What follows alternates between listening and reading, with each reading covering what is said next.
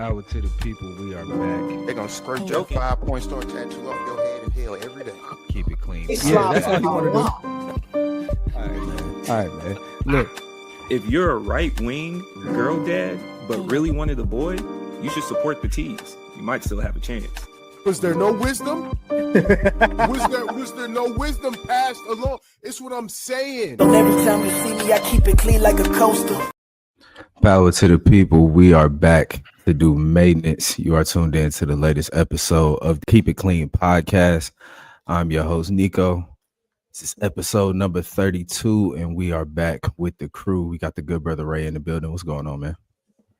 Man, we are here. I appreciate y'all being here with me. We using mop sticks, we using Pine Sol, we using Lysol, we using brooms. We here to just clean up with y'all. Welcome back. Yes. Welcome back. We got the good brother Ev in the building. What's going on, man? What's going down? How y'all doing? Happy to be with the guys. Yes. And we are back again. If you are joining us on YouTube, please be sure to like, comment, and subscribe if you are enjoying what you are seeing. We appreciate everybody that's locking in with us. If you are joining us on the DSPs, please be sure to add us to your library so you can be updated every time we drop an episode. If you need to find us on social media at the Keep It Clean Show, that's the Instagram and the TikTok. We have a digital library in the description of every episode for the readers out there. My brothers, let's keep it a buck, keep it a beam. Most importantly, keep it clean. Solos up first. I'm going to start us off. For all the people out there, everybody, stay up to date with your health. Stay up to date with your people. In light of the events that took place this week that we are definitely going to get into. Yeah, man, stay up to date with your health, stay up to date with your people. Every day is not a promise, so be thankful and be grateful. That's what I got for us. Ev, what you got for us this week? My keep it clean might be a little long-winded, so I'm gonna try to watch yourself. That's my keep it clean. And what I mean when I say watch yourself is shit about to get real weird in the world. I mean, it's already weird, but it's about to get weirder. And what I mean is the founder of Oracle, Larry Ellison, is his name? Yeah. Mind you, he's now one of the richest men in the world. He's also the man who's on the mission of making the country a surveillance country because he wants to move to digital IDs. Because mind you, the founder of Oracle, databases, cloud, he's big into that. And that's the first step. That came out last month about he wants to move to the digital IDs, which will make it a surveillance country. He's even said it where if we do this, citizens will be on their best behavior.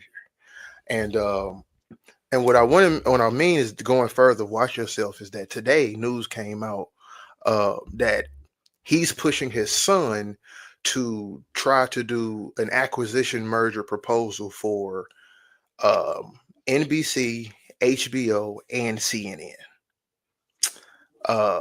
And these men are right wingers for Trump, and this is a propaganda play. And that's what I mean. Watch yourself. Watch what you're taking in, because if something like this happens, which this is a part of the antitrust laws, like this merger, if it does happen, is actually kind of illegal in a way.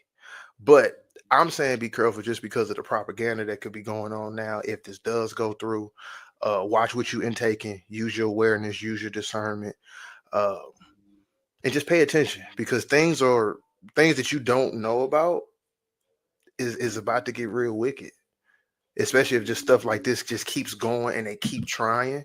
So that's my keep it clean, man. Just watch yourself. So that's it. Just watch yourself. Sure. Definitely tap in with that digital library in the description. You know what I'm saying? Read up on what's going on, read up on what has went on. So what is going on is not so surprising to you. They don't have too many new tricks. We'll just say that. Ray, what you got for us this week? I got another few for y'all and a little bit deeper thought on a couple of them. I'm gonna start off with addressing Ubisoft, the gaming company, right? Ubisoft canceled an Assassin's Creed game, which is a great line that they've had of video games. but they canceled a particular one that was supposed to be post-Civil War era, and the assassin, the main character, was going to be black. They ended up deading the line where his ops was going to be predominantly KKK members in the form of, or during the time frame of Reconstruction, because they were scared of backlash from racial groups. So they canceled the entire video game. Forget that they've been doing this when it came down to almost every other period of time. Now all of a sudden we scared of racist groups, so they canned the game, man. Y'all got to do better. Y'all do. It's corny. It's lame. And it was an opportunity for y'all to show where y'all stood. And while I'm sure the idea is like, oh, we didn't want to cause any problems, it was in a cowardly way. All right. In response, or similar to what Ev said, when it comes to these conglomerates forming up, we have an active disregard for due process that's been happening within our country, with people getting picked up without actually being able to go through the court process. So in response to that, because y'all don't know how to do things yourselves, Home Depot is offering a free program teaching electrical, HVAC, plumbing, and construction. Why? Because y'all taking away all the people that already know how to do the jobs, and you can't do it. Simple as that. So it's free. If you're looking for it, it might be something for all of y'all to pick up. Or even if we want to move it off of that, we always had a conversation of men needing to be useful. Some of y'all don't know how to work with your hands. This class might give you an opportunity to go do something. You know, following up with our conversation with alimony, if you can't afford a lawyer and you can't afford to do a real estate plan, put it in your mama's name. I don't know why we didn't say that then. Just put it in your mama's name. Make it simple, man. Put it in your I mama's do name. want to say though, the mama's name ain't bulletproof. They can still get to them funds, but it still has a vest. It still has a vest. Touche, yes sir. All right, man. And then wait, one more. Go ahead. It didn't dawn on me until recently. Cisco almost got away with the greatest heist of all time. The greatest heist of all time, right? He puts out a smash hit, Crush the Radio, right? Thong Song, you know what we talking about. Puts out a smash hit. One of those that would still be playing until this day. Song is so cold, he gave you the same verse twice. Word for word. Didn't even switch it up. The same exact verse twice. The bag is in hand, filled with money. He running off on y'all. He about to hit the finish line. And that little bit of patience. Patience is a virtue is the message in this one. If he just would have waited for the clearance on that sample, he would be sitting on billions off of lingerie, singing about lingerie and you clapping in the rain. He just could have waited a couple more months. The greatest heist of all time was Fumble. And somewhere Ricky Martin is living La Vida Loca. And I hate that for Cisco. I genuinely hate that for Cisco, bro. In my heart of hearts, man. You were this close. This close, man. That's funny. That's funny. And you know what? Thank you for mentioning it.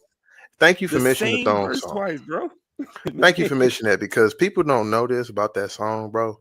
The thong song has like one of the greatest, like, when it comes to at the end of that song, the runs that he go on vocally, I'm so sorry, bro.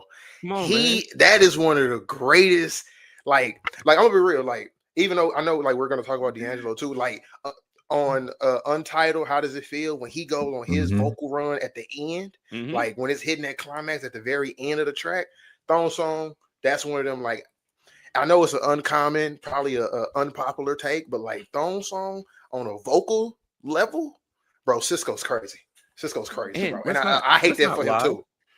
You know what I'm saying? Let's not lie and act like y'all wasn't singing it. I was melting my heart out to that at 6, 7 years old. Man, come on. Yeah, no, facts. What? No, facts. Yeah. Come on, dog. And even the subtle the subtle ad libs of letting him get away. Nigga, he was cooking. He said, "Let me sing it again." It said the same words. He said, "Let me sing it again. Let me tell y'all what I'm about to do." Right? I just killed y'all in the first verse. That nigga was cooking with lady juice. He was cooking with lady juice. Run it back. Nah, come on, man. That's funny as hell. Shout out to Cisco for sure. All right, brothers, let's get into it, man. Y'all know the rules. Keep it a buck, keep it a beam. Most importantly, keep it clean. Up first, Michael Archer, better known as D'Angelo, passed away this week on Tuesday, October the 14th. Passed away from pancreatic cancer. And we obviously just had to take the time to address that, say rest in peace to D'Angelo, thoughts and prayers to his family. Rest in peace to Angie Stone, who passed away earlier this year in March. A lot of prayers around their child, you know what I mean, losing both parents in a few months. I did see some posts that he put out. He seems to be in decent spirits, in an understanding place as best one could be at this time. Yeah, man, D'Angelo, musical genius, Brown Sugar, first album, classic, no debate. Second album, Voodoo, 99, classic, no debate. Probably one of the top, I would say definitely top 10 videos of all time. Yeah, Untitled, aka How Does It Feel? You know what I'm saying? Took a long break, came back with the Black Messiah 2014. Critically Another acclaimed classic, cultural classic. You know what I'm saying? Just one of the greatest musicians, singers, all of that we had. Music definitely took a loss with him going, man. You know what I'm saying? Pioneer for soul music in the 90s. It just, yeah, man. Rest in peace to Jay Dilla. You know what I mean? Shout out to Questlove. Go ahead, Ray. Go ahead. Yeah.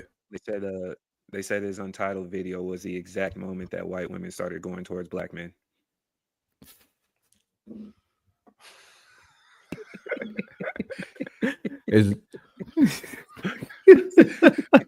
That's where we started. I was like, come on, cuz that's crazy. That's crazy. That's how we started.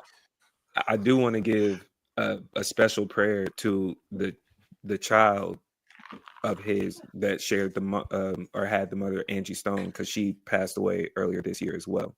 So to lose both parents in the span of, I think, what was it, 4 months, because we gave her a shout out during that time frame. Man, I can't imagine what you're going through, and hopefully there's a way to support other than just saying thoughts and prayers. But I genuinely could not imagine losing both parents in that same fashion and form. And your parents were great. Your parents were great at what they did in a way that I genuinely don't think can be replicated either. That legacy that they left and the piece that the scene that they had is also very much appreciated. You could feel it in the music that they were singing. So, and shout out to D'Angelo. Even his Vanguard album, hard. Yeah. Black Messiah. Yeah. That's hard. like, for me, that's an album where I listened to Brown Sugar, I listened to Voodoo, but like that was the album where I really was tapping in, because for me, 2014, that album came out.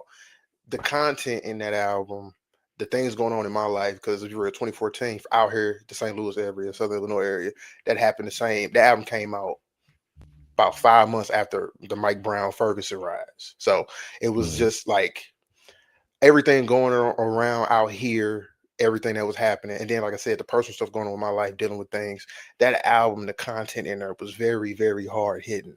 And like that was where it really opened my eyes on him. Like, and that's what it made me go back and deep dive on the other music. And like it made me deep dive onto like why it was a 14-year like missing in action, because it's not certain things you think about, like, oh yeah, why he hasn't dropped. It's like it made you go into those things, and like it's when people, I said this before on a personal level, when a mentor of mine passed a couple weeks ago, but like you don't realize how hard certain people hit you on a physical and an emotional level until it happens, and it's just, yeah, man, rest in peace to him. And I do want to say prayers out to his daughter as well. I know we talked about his son, but he had a daughter as well. And I just want to say, prayers out to her. Like, I know we touched on the son because he lost both parents, but I don't want to miss on his daughter. Like, because this is a heavy, tough time, losing a parent, losing somebody who was not only a gift to you, but they were a gift to the world. And it's just like, the love that's poured out for this man over the last few days and the news of his passing has been, for me, it's been a blessing, because it's like, it's nobody's like faking it. Like, nah, bro, you were a legend. You were, even though you hated the term neo soul, you were the guy, like. And so, like, thank you. That's what I want to say for real. Thank you. Like, you did a lot for the Man, world. You did a lot for me, musically. Just listen to your music, man. You in a better place, and thank you, man. Yeah, That's all I got. and yeah, for sure. it's even certain parts, man. You want to give them shout outs. In remembrance of them. One of my favorite episodes of the show Atlanta was when old buddy was trying to go meet D'Angelo. Man, Facts. because Facts. Like, yeah, it I'm even in had here me to the frying point. chicken. It's like, is it him? Oh, it's not him either. You did all that. It's like, Yeah. Yeah, because facts. I haven't seen D'Angelo in a minute. Like, is it? Yeah. But Yeah. yeah, man. Yeah, And shout out man. Jeremy And Fox, because he had the episode yeah, where he imitated him at the end, did the little, got the cobweb shit out, got the out his belly button, like, people make jokes of it at the time, but it's like that's also a part of the influence, it's Mhm. that's the thing, like, it's done out of love. So yeah. Yeah, man. Rest in peace to D'Angelo. Salute to D'Angelo. Thank you for everything that you contributed while you was here with us, man. Timeless Records. Everybody, if y'all ain't peep, everybody's subtitle is our favorite song by D'Angelo. Leave a comment, man. Let us know what your favorite record by D'Angelo was. Let's keep it spin moving. the Keep it, albums. Just have yeah, some for fun. sure. Spin the albums. Love Yeah. yourself, man. Spin the albums, man. Oh, and before we go on, we also I'm hot take, I don't care. We also got to say, like, he has one of the greatest metaphorical soul songs ever. Like, Brown Sugar is a song about getting high and weed, and it is like, Allegedly. Because it could just be how I made you feel. but it's just, Allegedly. you know what I'm saying? Like, that's one of the things where it's like, having those metaphors, and being able to do it like that, and that's one of your first singles. Like, that's how you come Yeah. out. That's what I'm saying. Out the gate. Crazy. Beautiful, Man, man. Yeah, man. Shout out to James D'Angelo. Brown would have got wicked to Brown Sugar. What?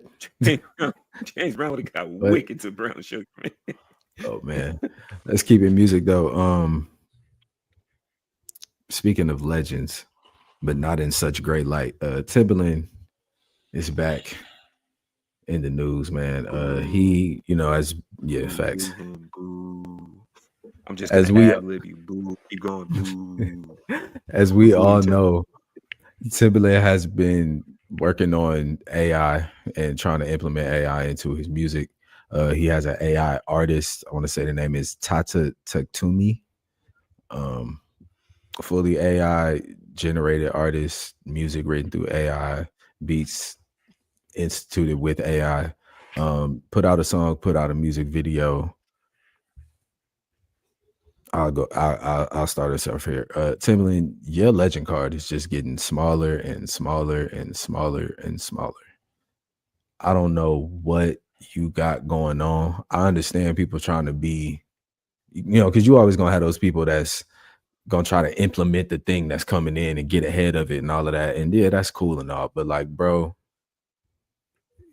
the AI music, the AI person that's not a person, but is doing the music and rapping, but it's not a black person. Like, I just don't understand. Like, where's the hip hop in any of this? It just looked like you, and then you also got accused of like taking folks' beats and then using the AI with those to do, like, it's just a whole lot of wig cap and nasty business from you right now. And that's all I got for you. This shit is whack.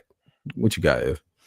Man, I think I devoted a couple keep it cleans to him over the last few months, and it's like, cuz we tired of you, man. Like, as Nick said, your legend status is kind of in question, and it's like, no, we'll never take away what you did in the 90s. We'll never take away what you did in the mid 2000s. But ever since the 2010s hit, you've been really on a streak of losses. I ain't gonna go into in detail. You fucked over Tank, that's one. But it's you. I don't know, man. Sometimes it's good to just kind of fade to the background. Like, you don't have to be in the mix. You don't have to be. And to do this approach, because this is the thing.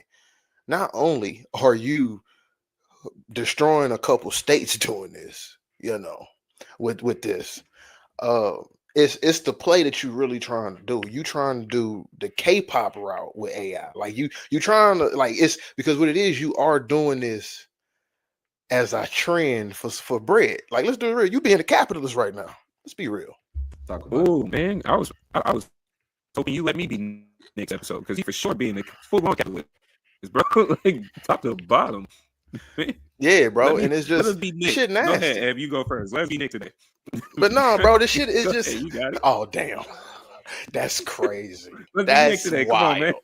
That's wild. But no, bro, This it's is a just perfect opportunity. Let's go. that's some real capitalist shit, because it's like, again, we already said you were stealing beat, you were quote unquote taking beats from artists and using them, funnel it to the AI to help you. So it's a big nasty game of you doing a lot of nasty games in one like instance. And man, the respect level is kind of going away. You know what I'm saying? Like, again, you don't know me, I don't know you. Cool. But it's just nasty, dog. And it's just, you don't have to do this. You don't have to. Like, go do verses again. Oh, wait, you fumbled that too. But yeah. Hey, like, real quick. Speaking of verses, ain't nobody watching that Cash Money No Limit verses. It's over, bro. The verses bubble. We'll come back to this. I'm not gonna let you lie about that. We'll come back. I'm gonna say I'm definitely gonna tap in. Timbaland I'm right gonna tap now. in just to see. I'm gonna not gonna tap let you in to lie. see. Y'all I'm have gonna tap fun with in that. to see that. Yeah, I'll stand down. I'll stand down. I ain't. It ain't big enough for me to fight about. I'll stand that. Pause. That was crazy. It was crazy. We gonna keep it moving. I wouldn't even go. I didn't even We gonna catch keep it. it I moving. didn't We gonna even. keep it moving. Yeah. Go ahead, Ray. Go ahead, Ray. That's why the Paul game is funny, because neither one of us caught it. He apologized himself. He self. I don't want to catch nothing after that sentence. I don't want to catch nothing after that He sentence. put it on his You own got it. jacket. We didn't even say nothing. It's so childish, man. Oh man. Oh gosh, man. No, to Timbaland, to that piece, Ev is right, and same thing. I'm sure Nick was going down the line to eventually get us to, man. This is just a nasty version of capitalism. It's almost like one of those, like, I know you're doing it, but you don't have to do it like that blatant in my face. You know, it's just disrespectful of how comfortable you are telling people that I'm just ruining the artistry that people fell in love with. You know what I'm saying? And you having the ability to be different and be an innovator, and you've been doing that in a lot of range of your music. This kind of hurts, man. Like, I thought you were at a low point when you were bringing Sexy back, and man, you smoked that bar. You took it straight to hell.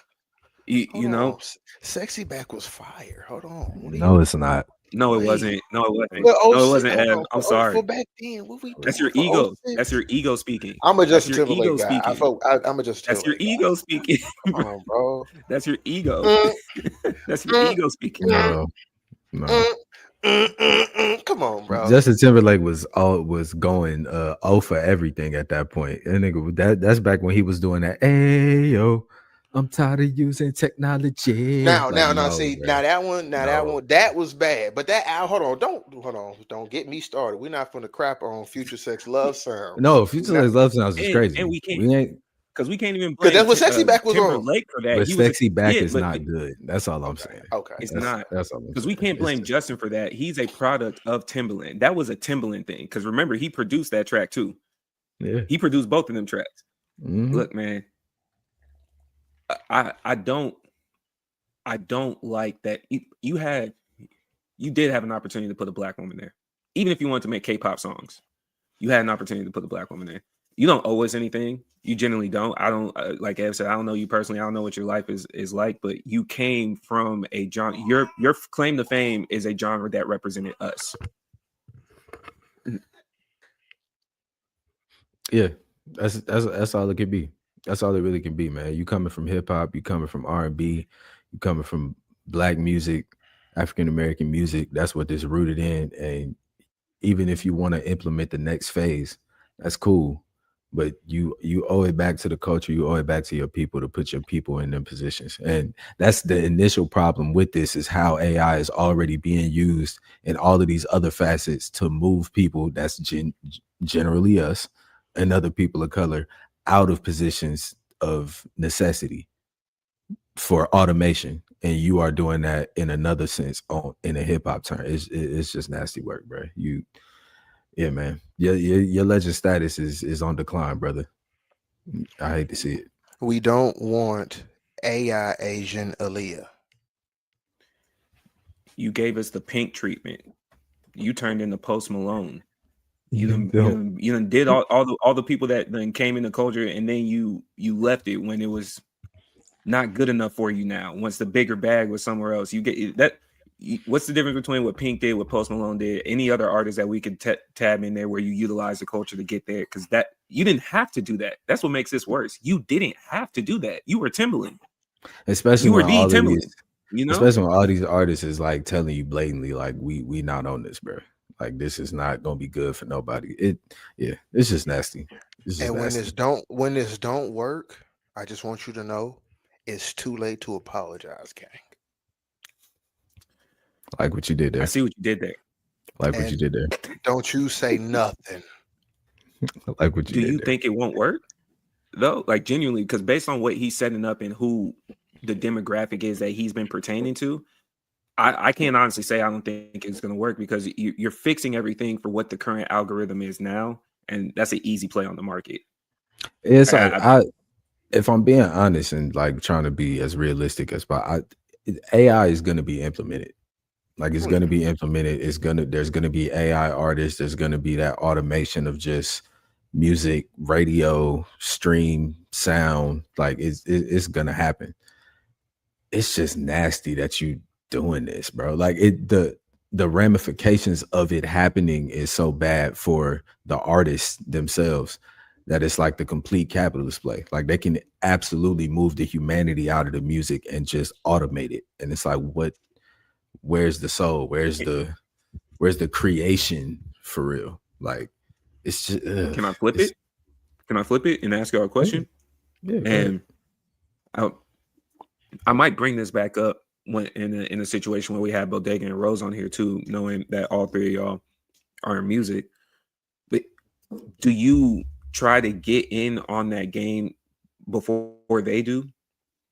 Like, it's early. They haven't put a streaming price on it, quote unquote. They haven't, like, all the rules of the game that we have seen music turn into in the industry that it was, from album sales going into digital streaming platforms, from artistry. Do you try to get in ahead of time? If I'm okay, me personally, how I'm looking at it, me not rocking with AI, like generally, I can't do that. Number one, if I'm not gonna use it on a day-to-day, like on some making sure, or just use it frivolously, I'm not trying to get in on the rebound with the money of it or the profit of it just for the sake of doing so. That's on one instance. If you a type of person that don't care about that type of shit and you want to, that's just what it is. You like, oh, everybody already using it anyway, whatever.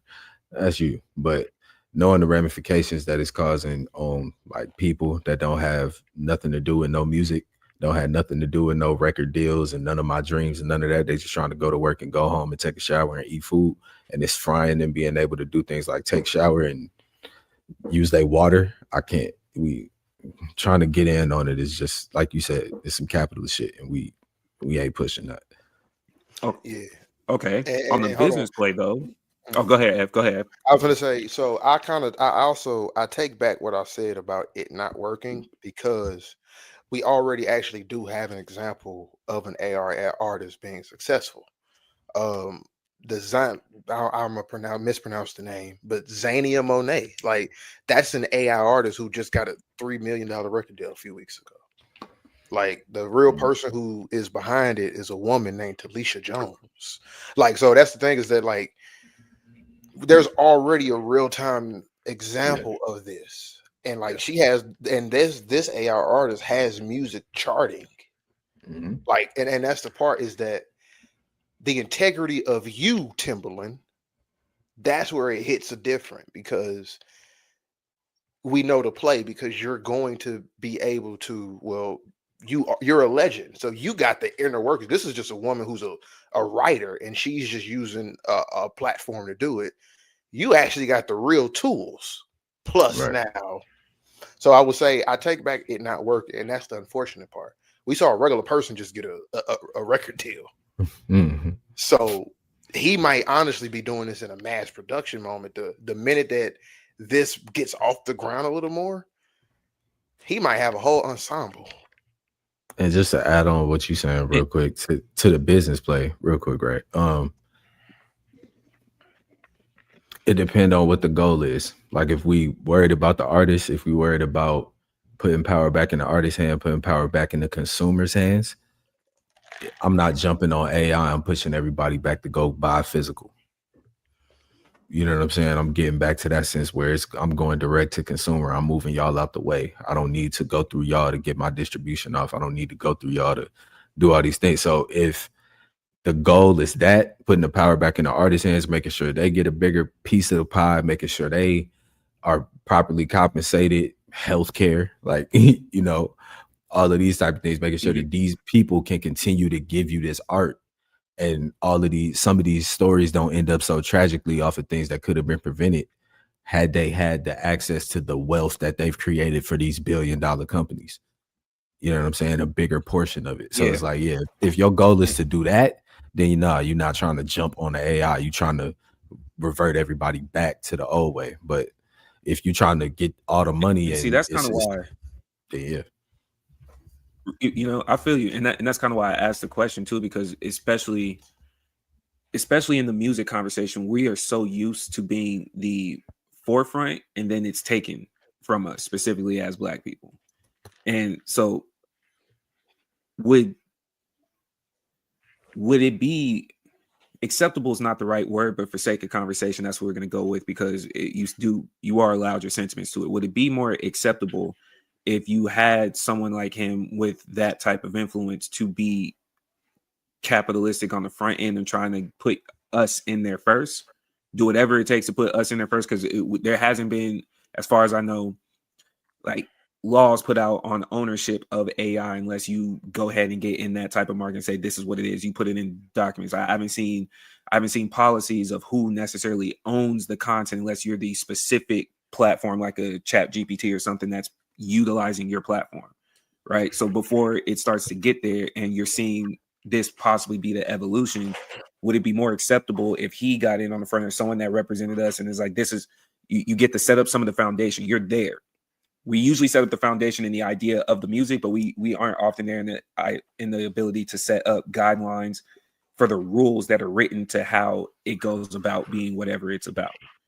Yeah, I mean that's like the best case acceptable scenario you could get to if you get in there early and start setting some of the foundations of, you know, who's getting the rights, how much the splits are going to when it comes to the artists that we using the AI to learn from to do these things. And then if you got an ethical situation set up to where you're doing something on the back end to make up for the environmental aspect that you finna fry using all of this AI, maybe you could you can make the case that it's like, well, they're trying to do this too, so they're trying to balance it out, maybe.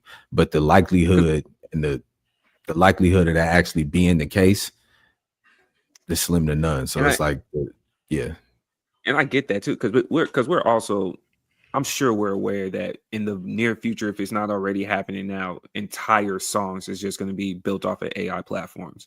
Like we're getting away from the actual band playing in the music, from the beat machines to whatever you use, the work of writing the music, the work of singing it, the work of the work of that you put into playing the music, engineering, producing, is going to all filter back into that. So if you see that coming down the pipeline, I know what you're saying about the likelihood. I would like to see those moments where there's people that have been representing us, and we know there's going to be some type of capitalistic play in the background, but I'd rather see our faces because we've been the ones that's giving you everything you listen to. Everything you listen to, from country, rock and roll, jazz, rap, I don't care what you have on your radio, there's a strong chance that it came from us. But we just never had the face. that's right there. I wouldn't want Timbaland to be the face. I'm not gonna hold you. I agree with everything y'all are saying in the conversation. I'm just asking optimistic questions because out of all the producers, I wouldn't have picked Timbaland first, but Oh yeah, Man, I get you. close enough. Go ahead, Rick. Go ahead. I was gonna say it's just now I'm really thinking about it. Like, if this really works on a big, like large scale, music is done. Like music is done because this is the thing, right? Let's say you get 5 to 10 AI artists that are buzzing and making great music. You're now let's think about it. They have to get into these awards, getting these nominations, getting into these like these award ceremonies. You're gonna have a slate of all artists performing where you just watching a screen of an AI person. Yeah. And that's the part where like the innovation now gets lost, because that's the thing with music and all these forms of music that have been created. It's created through human innovation.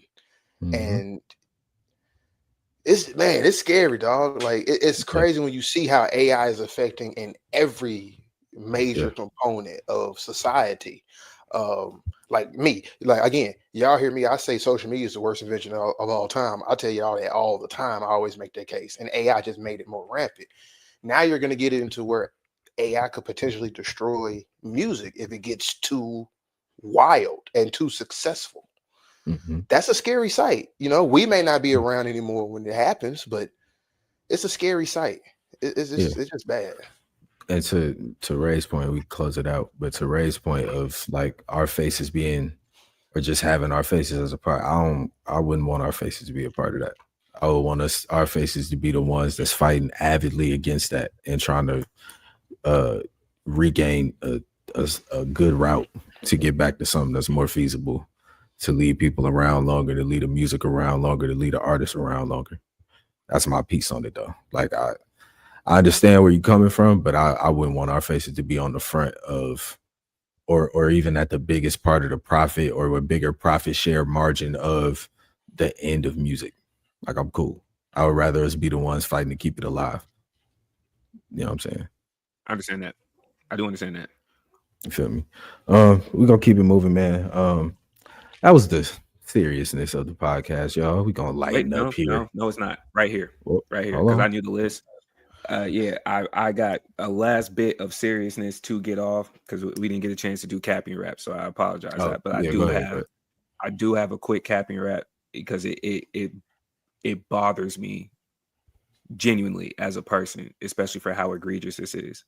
This is for two people specifically. This goes for Judge Suzanne Worthington and Jesse Mack, your nickname Butler. Both of y'all are terrible, terrible people. If you're not familiar with this story, this is a situation that's happening in Stillwater, Oklahoma. Jesse Mack Butler is the son of, I could be wrong here, I believe it's a coach that, or his father has some type of affiliation with Oklahoma State University. Susan Worthington is a judge in the case of Jesse Mack Butler, who was charged with 11 felonious accounts of sexual deviancy. And I'm going to read them off, and I apologize for the people that hear this, but I need you to understand how serious his charges were. In this real quick, trigger warning, essay. Go ahead. Yes. First degree attempted rape, a second count, rape by instrumentation, another count, rape by instrumentation, a third count, sexual battery, forcible oral sodomy, domestic assault and battery by strangulation, and then domestic assault and battery by strangulation, a second count. One of the victim's testimony was he had choked her until she blacked out. And when she woke up, he did it again for fun. He was facing 78 years. It happened when he was 17, but he was going into being 18. And allegedly to this day, some of the victims, because there's plural, are still speaking about how he's contacting them to this day. You know why? Because instead of facing those 78 years, the judge is putting it on the table to save his youth. He was younger and he wasn't really sure, whatever the nonsense that she's putting on, to where he only has 1 year of supervised probation. What the 1 fuck? year of supervised probation for the 11 counts that I just read out. 1 year of supervised probation, right? And this is beyond a racial matter. This is something that should frustrate everybody for caring about your women, your daughters, your sisters, and then even addressing men. This is part of the problem. And for the fact that the judge was a woman herself, and that's why I started off with the Oklahoma State connection, because they're saying his dad has something to do with it. I think she has something to do with the program, might be a donor, whatever the case may be. So there's alleged backdoor handshakes that are going on that gave him this clear slap on the wrist that was not deserved. Right. But 11 counts is what he had.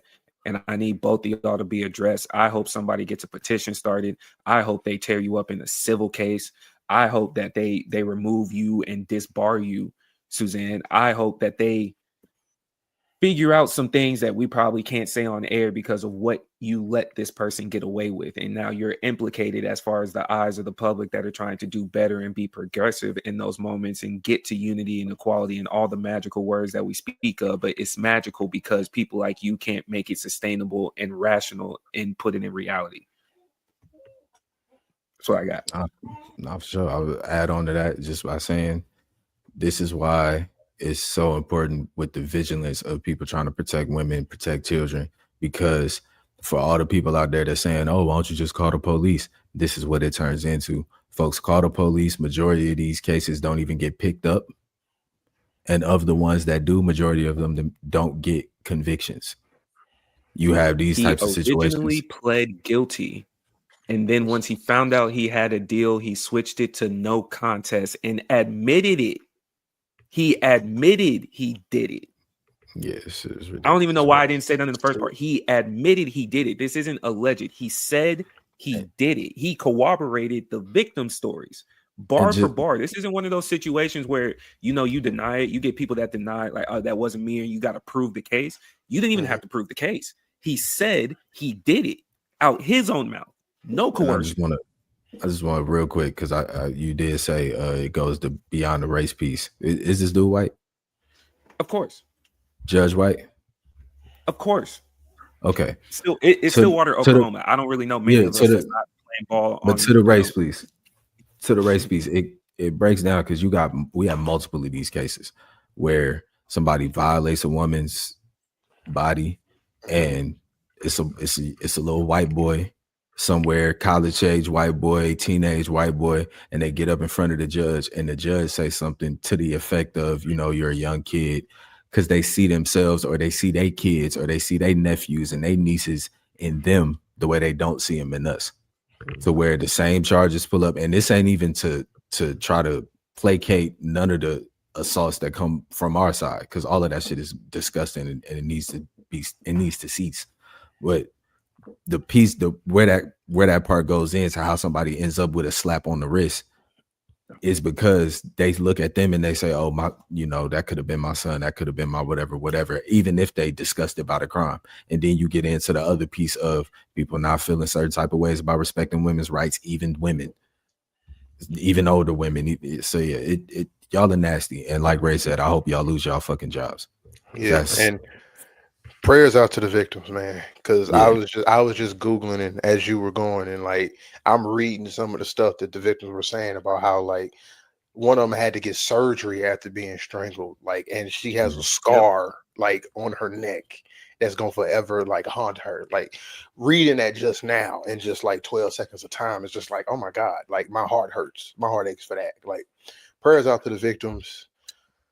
I could never imagine, like, but man. Couldn't imagine, man. Because the pain about it in this, to everything you just said, Nick, is we know this stuff happens, and you know, I would like to give people the credit that they're trying to work on it. That's I like to say a lot of people are trying to work on it, right? What makes this type of scenario a little worse is he's quote unquote famous, the athlete tie, because it's similar to the Stanford case with Brock Turner, the swimmer. You're on the swim team at the college, and they have you doing this, and you're putting it. Usually the cases that you're speaking about, a lot of times you wouldn't know unless you're in the area. right? And it might have came across your local news and somebody happened to make it go viral, like that whole process of it trending.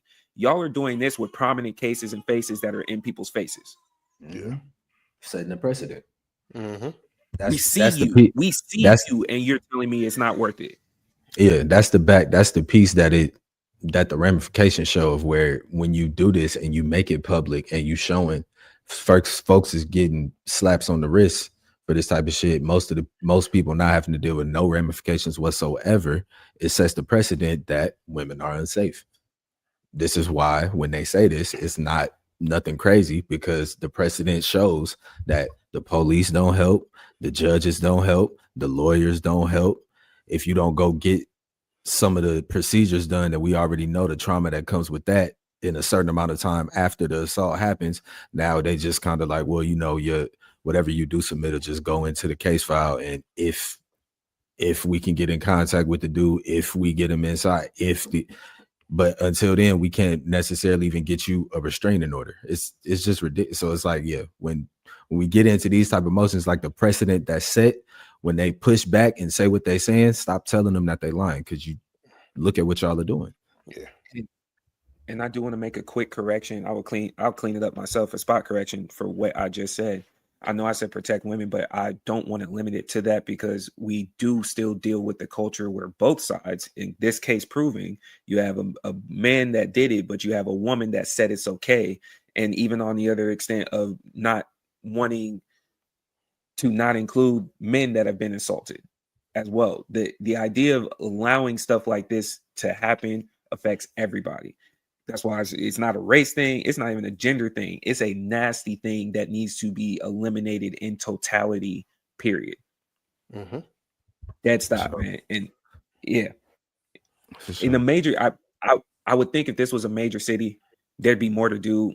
Stillwater, Oklahoma. The only thing I know about that is Oklahoma State University is there, and it's just a college town. And I think that's part of the reason why it got this far of him getting away with it, because I don't think about Oklahoma. It's not a state that crosses my mind. You know what I'm saying? And that's what makes stuff like this very nasty. Yeah, no, for sure. Okay. Appreciate you though for just bringing that to light, because that's it's nasty. Yeah. That will wrap up the series. You said what? Shout out to you, Ev. Shout out to you, Ev, because we don't get to do this often. Shout out to you, Ev, and Nick. Every now and then we pop up on y'all's YouTube, and we got some crispy ass shirts on, man. We got some. We be having stuff that we do low key. Shout out, because I ain't even peep the Green Ranger for a while, but you moved around. I said, you know what I'm saying? New shirt, Hey, I'm gonna rep my Power Ranger. Hey, new shirt as well, man. Shout out to the anime crew, man. Luffy, Gear 5, tough. And even for Nick, man, Nick be coming in with artistry designs. We don't give ourselves enough credit for how we be appearing virtually. We still be dressing up for y'all. We still be dressing up for y'all, bro. Yeah, man, it's big Acme on me. You know what I'm saying? We keep that on at all times. You know what I mean? But that'll close up the serious segment of the podcast. You know what I'm saying? Appreciate y'all. From here, we got hot topics, man. Up first, there's a teacher. I'm not gonna say where she's teaching. I'm not gonna say what necessarily is going on with that aspect. I'm gonna just give y'all the story of what happened. There's a teacher. She was out of class for a few days the week prior. She came back, got news from the sub that her class was off the wall, out of pocket with their behavior. She also came to the realization that one of her Funko Pops was missing. She let us know in the video that Funko Pop was a gift from one of her students from years prior. She let us know that through TikTok and letting folks know that her Funko Pop was missing, she found out it was worth a lot of money. She told the class, I'm going to give y'all the opportunity to let me know what happened. Y'all can just put the Funko Pop back on the desk, and it's no harm, no foul. Folks didn't say nothing. The Funko Pop didn't get returned. She gave them the opportunity to write down what happened, not snitch on nobody. And she has an idea of who took this Funko Pop. And since it hasn't been returned, she says she is pressing charges. There was a lot of backlash from this story. Obviously, I want to get y'all's thoughts on what y'all think. Ev, talk to me, brother. All right. First, to add a little bit more context, these were high school seniors. Yes, facts. These weren't so because when we hear Funko Pops, you may think younger children or something potentially. These was grown kids. Grown kids. All right. And Young so adults. young adults. There we go. These were young adults who did this. And again, the Funko Pop was rumored now from looking it up. I think it could be upwards to $500-$600, depending on where you're going to go get it. Yep. And My really quick, reaction can you is tell me what the Funko Pop was? Because I want to it was visualize it. it was a collector's edition Hello of Hello Kitty joint. Kitty. It was a because on the woman's TikTok, she's a Hello Like- Kitty fanatic. Like her whole classroom was Say like- Hello Kitty'd out. So it was a Hello Kitty Okay. thing. And my reaction is, y'all know the Michael Jordan meme. Fuck them kids. You got to set a principle. Because this is the thing. Especially when you go through the timeline of how long she gave this person, it was upwards of about 3 weeks to a month that she gave the student the opportunity to give it back. And again, like you said, Nick, she made her class write that class period. She made them write down, hey, tell me what happened that day. And again, she knows who did it because the kids wrote what happened that day. Some of them were truthful and said what happened of who took it. So I say when you get that many opportunities and leeway of, hey, no harm, no foul, you can put it back. There's nothing going on. I've already told y'all this is of sentimental value to me. This ain't monetary value. This is sentimental value. And the student who gave it to her goes to the school now. Mm-hmm. That student was a third grader at the time when they gave it to her. That student's a freshman at the school now. So it's one of those things where she potentially sees the student who gifted her that every day and is like just sickened by the fact, like, something you gave me that I appreciated so long ago because I'm watching you grow. Because we know some teachers and students have a very, very loving relationship, especially when they get from a younger age and as they mature. So fuck them kids. I'm with her. File a police report because kind of going to something you said, Nick, in the last topic regarding the Stillwater, Oklahoma thing. Sort of regarding this when you said it about the judge having we see ourselves or see our children in it. A lot of the backlash of this police report is, why would you do this to one of the young children? Why would you call the cops on a young child? Why don't you give that grace of seeing yourself when you were younger? You made mistakes. You did things. It ain't about that. Today it's a Funko Pop. Tomorrow it's a phone. A year from now it's a car. It's the principle, It's the thing of don't take what's not yours. That's the keep your hands to yourself. Keep your hands to yourself. And it's the principle of if your parents ain't gonna teach you, the world gonna teach you. And you don't want the word. Matter of fact, hold on. I'm sorry, I said that wrong. If your parents don't teach you, the streets gonna teach you. The last thing you want is the streets to teach you anything, because they're gonna be more violent and more brutal than your parents will ever be. Because this is the thing. You stole from a teacher. Let's be real, bro. These teachers, we already know the truth on teachers. They don't get paid a lot. They come out of their own pocket to supply some of the things in the classroom to give back. Teachers is the most courageous job you can have because it has to be done from love. To teach children has to be done from a place of love because it's not for money. It's not for anything like that. So it's just one of them situations where it's like, yeah, we got to go there because we have to give you this example, because if we don't show you this now, there's no limit to where you gonna go next. Yeah, I'll follow you up. Y'all got to lay off the teacher, man. You took it. I gave y'all the opportunity to return it without having no consequence. We figured out who it was. It still ain't been returned. You 17, 18 years old. You got to know these are the consequences to these types of actions. If we don't show you in this way, and we already gave you the option to not have to deal with a consequence, you didn't take it. This is what it is. Like, folks gave you to get out of jail free card. You decided to go to jail. Literally, I can't. The joint worth however much it's worth.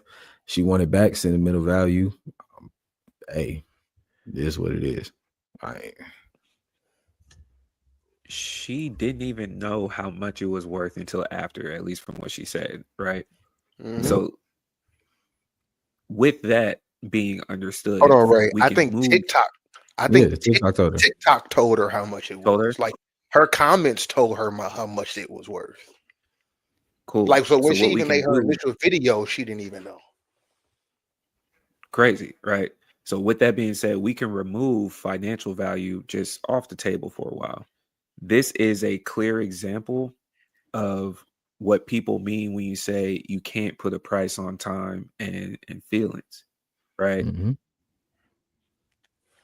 While you have the backlash of her going to the officers, you don't know what that meant to her. You may not know the backstory to it, and some things are irreplaceable is the biggest piece of that. And now in that moment, she, the only thing we may have been able to ask is, could you have sent something to the parents to give them a heads up? But she didn't owe that. She didn't have to, because this wouldn't be a situation if her Funko Pop was there, and we get it. A few weeks ago, I want to make sure we're as clean as possible, because I let's address us in real time and make sure it's all on the table. Because a few weeks ago, a similar conversation to this, we were talking about let kids be kids and kids do things sometimes. So have the full conversation. This was in regards to Ding Dong Ditch, right? Kids are being kids. Mm-hmm. That's what we said. That was the stance that you had taken. Kids are being kids. Is the police too far? Here we go. So kids are being kids. Kids take things. Okay, cool. You got caught. We gave you an option. You can fess up and we good. Just own up to your bullshit. You don't want to own up to it. With no consequence on the table. You don't want to own up to it. So you stealing, you lying, and this is with no ramifications in sight. And you're 17, 18 years old. Yeah, we go. Whatever happens from that point forward, you made a decision by not making a decision. And all decisions have consequences. Here we go. Kicking the door, goofy, like stupid, like yes, property damage, all of that is inconsiderate. The inconsiderate nature of a child, which is where you can connect it to the stealing piece. I feel you. You don't understand the full ramifications of what you're doing. Somebody might come out here and harm you for real. Understood. That piece, if they give you the chance, you kick the door, they come out, hey, bro, don't be kicking the door. You don't know what be going on. You almost just got hit. And then you hit that same house the very next day and you get hit. It doesn't necessarily make them cool off doing that to you, but it becomes a situation where it's like, they just told you what was going, like, what we doing, bro? So in this situation, yes, kids are being kids. The kid got caught and got the opportunity to be given the benefit of doubt of being a child. I'm gonna let you off scot-free if you just give it back. They ain't give it back. Now you no longer get the kid treatment. Like that was your decision. And like I said, I'm gonna always look at it because I think I said it back then too. Actions have consequences. It don't matter how old you are. Actions have consequences. And let's be real, you can't dictate the consequence. Mm-hmm. It's up to the affected party. And that's why I'm okay with her, because of the context. She gave you the out. She gave you, and let's be real, the person didn't return it because they knew the value. They probably already went and sold it. Let's be real. Let's be real. They It's knew. trending right now. The whole thing is like, it's like, that's why I can't really give her no slack for it. It's like you gave them the grace. Like I pulled up, you did me wrong. I gave you the grace. Just give me my stuff back, and we square. I ain't even gonna trip on you. And you still don't give me my stuff back, and now I know you did it. What you want? How much grace you really want me to give you right now? Money aside, that's where like money aside, I ain't even tripping off the value of it. The value of it gives me the opportunity to file the report. But since She even said that. She even said that. She was like, because it's of this monetary value, I can do this. It's like, yeah, bro. Like, that's she why I was asked. You fried yourself. I at least bring it up for the kid piece, for the kid piece, because everything we're saying right now, very logical, very rational, very much a way that an adult would approach it. As a kid, because I'm only having this conversation because we broached the area or the gray area of grace and similar, not even the ding dong ditch, it was multiple children conversations. Mhm. As a kid, I don't think that I can say now as Ray, I don't understand. You might have sold it. You're in a panic. You might have taken it like you liked it. You're in a panic. You might have thought something was going on between you and the teacher. Not like y'all have issues. So you don't know the full context. And I'm not saying any of these are wrong or any of these are right. I'm sorry. But you know how kids piece together logic in their mind. The rationale is what they utilize to make it make sense. It's not the cleanest of whatever. It could have been, we know us as young men, it might have been a dude that took it, slid it to his girl. He didn't say where he got it from. It just coincidentally happened to be the same. You know, your girl don't even go to the school. You done picked it up. You done got her a gift. Whoop-de-whoop, right? Not the way to go about it. I'm not saying any of that. I'm just placing it there for the logic that we're using, translating that but the print to the grace of the child. Translating it comes to the principle of the piece. You got to come clean. Like if living, you know what I'm saying? Your classmates already told on you. But even beyond that, it's like whatever the situation was, once you caught. We didn't say that back to the what y'all had said on the Rodney Hinton case joint. Like when you dead to rights, be dead to rights. It is what it is. Now that situation is different. We talking about like being caught on shit with, but you know what I'm saying? When you it fits. It fits in it fits in it. So when you caught, they got you. Best thing you can do is tell them, all right, yeah, bro, you got me. Come out with your hands up. Like, especially, and then it really loses its weight of like the grace of the child, all of that. Because for me, when they gave you the out, when I gave you the benefit of the doubt and let you know you can give it back without having to deal with that extra embarrassment that's gonna come. Because the initial embarrassment that you might be trying to duck as a kid is like, oh, bro, I got caught. I'm gonna be looked at as a thief. Folks is gonna judge me. Folks gonna talk about me. Who knows how long this story gonna live? Whatever. But once you don't fess up, and now the police is arresting that, now you might have to deal with the showroom of you getting arrested in front of the classmates. You might have to. Now it's extra embarrassment and extra problems that you got to deal with. That's why we tell the youngsters, don't be in there lying. Don't be lying. Just come on out. Let us know what's going on. And we're going to do our best to steer you in the right direction from there. So now you mentioned when the grace was lost. I'm going to be real. The grace was lost when I found out they were seniors. Because this is the thing. You a senior. You're 17 or 18. You're practically in the real world. You're literally planning out your postgraduate like life already. Like, let's be real. We was all seniors in high school. What were you doing? You were either getting out of school early because you already had your credits towards the second semester. You had a job. You probably may have had a car. You were already starting to do those things of an adult. Yep. And that's why I'm with her 100%, because guess what? If I gave you these outs and you still want to play crazy, it's time for you to see what's going to happen when you're not under the protection of your parents, under school jurisdiction, under all of that. This is going to be your first test. Yeah, and to be clear, they can like. Can we hold on? Hey, everybody at home listening with me, let's give these boys a round of applause because they are in their parenting bag something crazy, man. Look at them go. Look at them go. They are deep in the duffel of parental as we look, man.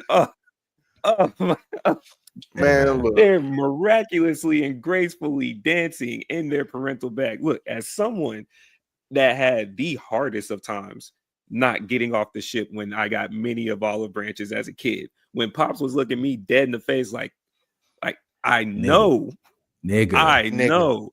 Just Nigga. say it. Help Please. me. Don't make Help me do this to me. you. I know. Help me help Like, you, bro. Help Yeah. me help you. items, like holding on for dear life. I was that kid. I don't know what you talking about. I don't know what you mean. Prove it. There's no video evidence. I don't know, man. As that kid and growing up and being the most stubborn about it, there's all genuineness in what these boys are saying, because that was also the lesson that my pops was very big on. Like, look, there was a period of time that you were a kid, and then there's a point in time that you start to turn into a young man that I know that and that's why I can't give you a pass.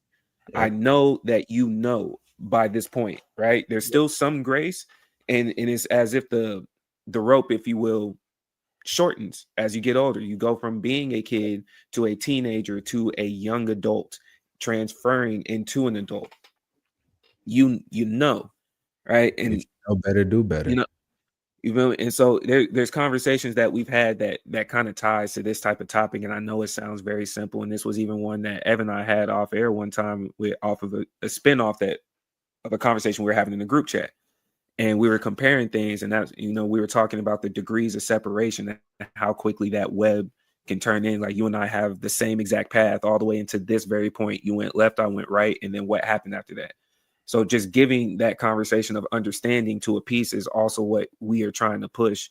And that communal aspect, especially to the young folks, is like, let's help them transition into the young adults. And in part of that transition is also giving the explanation to the best of our ability to where they could possibly understand it too.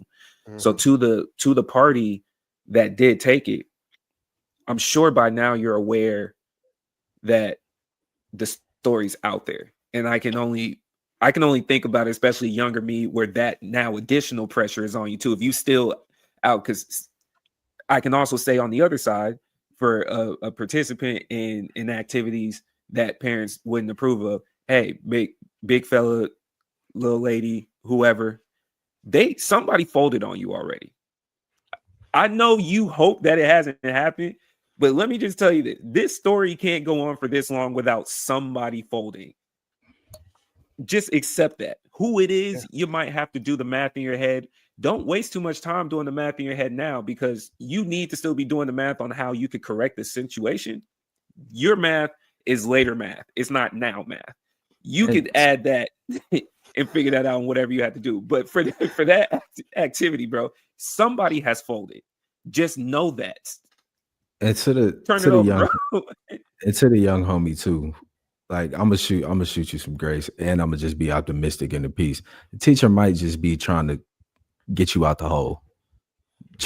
Folks might not press charges. 12 might not pick up charges. You a kid, first offense, all these type of things. You might just get some extra community service. You might have to do detention for a semester, whatever the situation. But it don't have to go that far. This is probably just a scare tactic to get you to come outside and get you to see how massive the consequences can be for you doing something that you didn't think was that serious. Give it back, man. Give them their stuff back. Let's clean this up. Let's get the teachers off of TikTok, unless you're giving us a TikTok lesson plan from the rubric. Like, I want to see you break down. We're not about to pin down the teachers, bro. I'm saying this though. I'm saying this is my only thing with social media, TikTok educators. It's my only thing.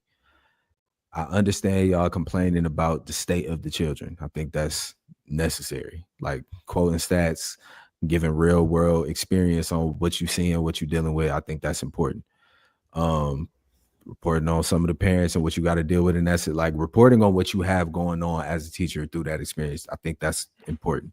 I think showing how to break things down, giving the lesson plan, giving the education itself is important. To be honest with the teacher lady, I don't really need to know that your student stole your Funko Pop. I don't I don't want to see you giving the rundown of the disciplinary action piece to them and talking and y'all doing the back and forth. I don't want my kid to be in a class and then see him on my FYP page. I don't want to do. Like, So that's what I'm saying. yeah. That's all I'm saying. That's a great thing you just said, because there's a very thin line of being a content creator and then having these social media apps and devices for your own personal leisure. Because let's be real, like you just said, that's supposed to be in your close friends. That's supposed to be in your close friends. Tell it, if you gonna tell that story. What'd you say, Ray?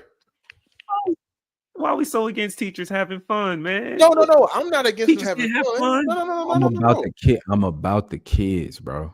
I'm about the kids. If you teaching the kids, cool. Y'all doing lesson plan stuff, cool. Y'all did a little dance, whatever, and you got consent from all of the parents to include their kid in your TikTok video, great. But all of these, y'all in free time, you just on TikTok, and then now you interacting with the kids and you just show, oh yeah, these are my kids be talking about. My kids trying to roast me today. Brother, get back to class. Telling the kids personal business about them having little boyfriends. I've seen that. It's cool. Like, it's a dude teacher with the dreads and he be doing that. And it's like, I get it of showing the personality. But guess what? It's also a part where, like, these are still children.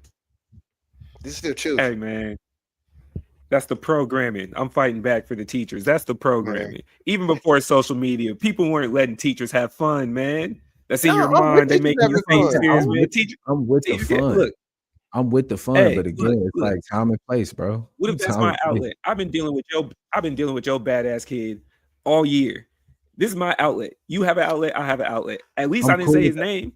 I'm cool with that. I'm saying in the sense of where it's in the classroom. Like if you doing that, if you a teacher and like folks just know you teach, but you getting that off at your crib or whatever, you just, man, let me tell y'all about this kid that I had this one time, and you get into a story, whatever. Cool. That's what I'm not tripping on that. I'm specifically talking about when you include the kids in the content, whether they're on camera or it's just a voice, or on camera or it's just a voice, y'all going back and forth. I don't want to see y'all doing all of this extracurricular that's outside of educational shit on TikTok, bro. Like, I don't want to see kids in your social media for a fact. I agree with that. I don't want to see that. Want to see the kids. Like, if it's a social media. If it's a conversation you having with the kid that's not centered back around education, I don't want to see that just wasting time on the TikTok, bro. We know what the literacy rates are. We know what the problems we face in education. We know the issues that they doing with the Department of Education right now. We're gonna talk about the government shutdown a little bit later. We know what's going on. We don't have time for that. Yeah. We don't have time for that. Stop playing. If you're gonna do that, I'm not with the kids being there. If you're gonna really do this. This is how I look at it, because I know, again, we all know, probably personally know our friends who have become teachers, because I know I have quite a few friends who have become teachers. If you're going to do this, you have to have a separation. If you're going to have your TikTok, you need to have two. One of them is solely into that TikTok of educational lane, and then think about it, you need to have your teacher XYZ account name, and then you can go and have your _ bad bitch. Do that over there, and when you got all your crazy content. But the separation of the duties and the separation of the person has to be there. Make it where them kids can't find that page, because I know like a lot of people who have it where they can't find that, and then cool, all this teacher content is here, because the one thing you never want is your students to find your personal stuff, because they will use that against you. So yeah, man, like, learn to differentiate and separate some of that stuff. I would say, again, some people say, well, it's a learning tool, it's a learning thing for the other teachers. That's what I'm gonna say. Yeah, that's what I got though. That's what I got for them boys. Give it back. Give it back. From keep it clean to you. Give it back. That's all we got for you, man. And we got an avid listener when you had hit me earlier and told me, or when y'all said it earlier on this pod, when y'all told me what it was, we got an avid listener, friend of the show. Shout out to Bree. That is a diehard Hello Kitty everything. And I hit her and I was like, yo, if just one of your Hello Kitty anything got stolen, and I didn't even like the response that was being typed up. It's like, I understand. You can't talk about wicked. Yeah, man. You can't talk about sentimental values, bro. Just give it back. These stuff folks alone, man. Keeping it pushing, keeping it somewhat educational. There's an education piece to this. A show we all a fan of, Joe Budden Podcast, this last week had a viral moment yet again. Queenzflip and Marc Lamont Hill got into it on the show. There's been a lot of backstory coming into this. This ain't the first time they got into it. This is just the most explosive time they got into it. We're gonna let this clip play and we're gonna get y'all the reactions, man. We told y'all we having fun today. Whatever you've ever told me, ain't never come out, and whatever ever happened that I witnessed to, I ain't never said shit about. I'm not even going to allude to it on here, because I don't move that way. You say a lot of tricky words. No, I don't. I say regular words that's tricky to you. So you spend 1,000 hours trying to communicate and speak to people to be accepted by people that this community, that this nigga built. You mean like promote the show? You try to win favor. You try to win favors. You mean like point out everything else that nobody do. That's sucker shit to me. When do I do that? You try to point out. Don't call me a sucker no more. Don't call me a sucker no more. Don't call me a sucker no more. Don't call me a sucker no more. All right, man. That's what was going on up there. But they was getting active. It went further. Folks got to standing up. They offered to go outside to talk.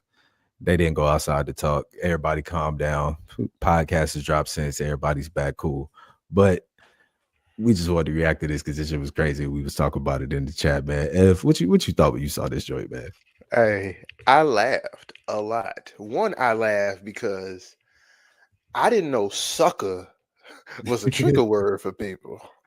And we know Marc like 46, 47, he from the old days. And when I learned that sucker was a trigger word like that, I say, well, shit, what would have happened if he called him a jive turkey? I'm like, because to go from 0 to 20 off of don't call me sucker, because he said I feel like that's sucker shit. Yeah, the action. He's like, let's be like, because I ain't gonna lie, when I get in the situation with that, I get technical because it's like, okay, he said that sucker shit, the action, not the person. And he tried to clean it up too. He was like, I'm not calling you a sucker. I'm saying that's what Marc said. It's the same thing. Yeah, and it's like, and it's one of those things, and it was like, damn, like he really went there, and it's like, but what I really said was, because this is honestly, I'm gonna be real. When I saw Marc pop off, I clapped because there's a saying: "Stop fucking with them quiet ones." I thought it was funny as hell. I'm gonna say this though: the conversation would have stopped. Mics would have got moved, and I would have offered to go outside.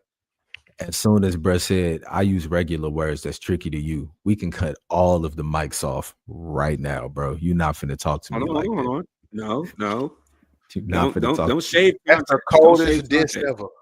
Coldest diss. Don't shave context. Full context. He was accused of being tricky. The Queenzflip said you say tricky things.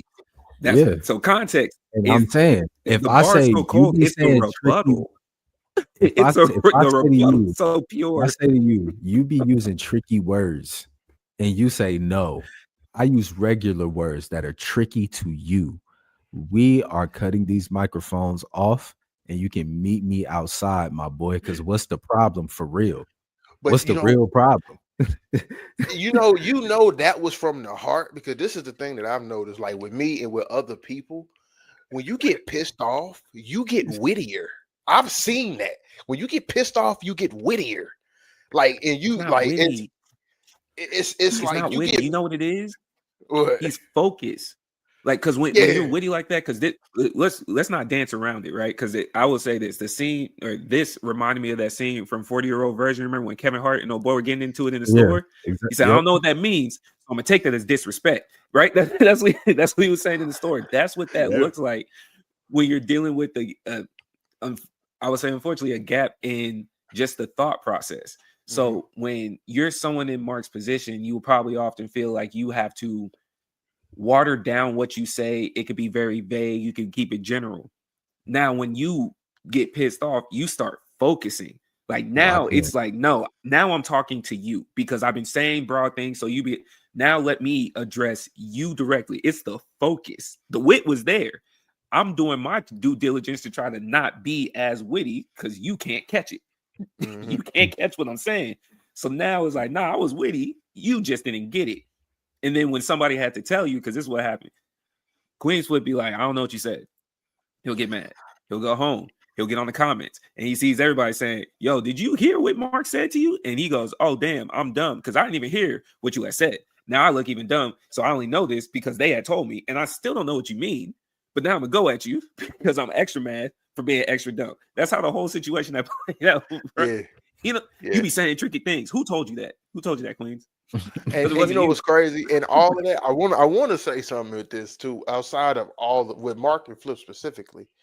Joe Budden's a devious nigga. Because this is the thing. When you watch that full clip, if you realize what really happened, Flip had a little bit of that anger and triggering because of Joe piggybacking saying, Dad, yeah, we loyal, nigga. We ain't gonna say we know what you did. He amped it. And it's like, hold on, wait, what the boss done on, boss? I gotta shoot Joe Bell though. He said in the middle of them going at it, he said it's all going out. For sure. Because someone asked. Y'all want to be careful about what they get access to, shuts the fuck up. If you don't want it to be a part of it, once we get the going, it's going. If you want to take it there on the joint, we take it there on the joint because it's going. And that was on the Patreon too. Like, you know what time it is, man. You know what you're here for. Because the funny piece about it, we can't glide by it. I know we laughing. It's a different generation. I do have to give a shout out to being raised by pops and 4 older brothers. Sucker to them is literally cursing at them. Like I know we laughing about it and we're making a job take like for them because that was especially during the time he would have been a kid during this time, but for his parents, sucker was the quiet down version of calling you a motherfucker. Like this is a whole Black Dynamite skit that played out. Like you get called sucker, it is up. It's up immediately. And even and the funniest part about it too, because that's where we've also transitioned in our thinking to this type of generation, right? Insinuating was almost just as bad as saying it. So to say sucker shit it's you still calling me that because you're saying that I'm even to show a little bit of sucking my character, I'm taking that as disrespect because I don't see myself as that. So don't even insinuate that, right? Like the same way to today's version would be, you know, being called a bitch. Like I'm not saying you a bitch. I'm just saying like you're doing bitch like things. Like that's how we would flip it. It's like nah, because you know what that word means. It is like you know what I'm saying. You know what that word means. So like to even have it in your sentence as the words come in my direction make me feel away. And so what he was saying was the sucker shit was like trying to earn favor by, you know, engaging with the fans, making slick comments to Joe about pay and stuff like that. Jokes, if we keeping it clean, jokes. But you know, doing extra things, seeming like you're doing extra things behind the scenes to make sure that you have good favor within the workplace. And I just want to ask y'all, have you experienced, you know, coming into a place and just doing what you do, showing up how you show up, and then folks looking at you like, why are you doing extra shit? Oh, for sure. All the time. Hell, let's be real. Like, because me with working in tech, I'm always the only, if I'm not the only, it's literally on the hand count of people that look like me working in the field. Shit, nigga, I get that with the older, especially honestly, matter of fact, let's not even take it away from race. I get that because most of the time still, after working for 10 years, I'm still the youngest person most of the time because all these people are more in their late 30s, early 40s. So they look at it like, oh, you kissing ass or you sucking up, because one, they look at me like a child, and that's already the first screw up in the mix of, no, we peers. So you get that where they like, oh, you just kissing, you just sucking up. No, I'm good at my job. I know what I'm doing. And if I'm new or whatever, one, I'm younger than you. So it's a thing of I have more ideas, more time to innovate, more times to create. I'm bringing that here because y'all been doing this for 20, 30 years. You're kind of stuck in your ways. And I'm bringing a different perspective. And guess what? That perspective that I bring, people like it because it's newer and it's fresher. And it's like, oh, we didn't know we could do it like this. So now you feel away because you weren't the person to think of it. You weren't the person to do it. And now because we didn't made that move of, yeah, we're going to follow what he said. And because it's him, even though you got higher seniority or whatever, yeah, we're going to move on that notion. And we're going to, not even promotion, we're going to recognize him or whatever. You become to start to feel in a certain way of, oh no, this motherfucker. It's literally people turn into that flip because of workplace insecurity.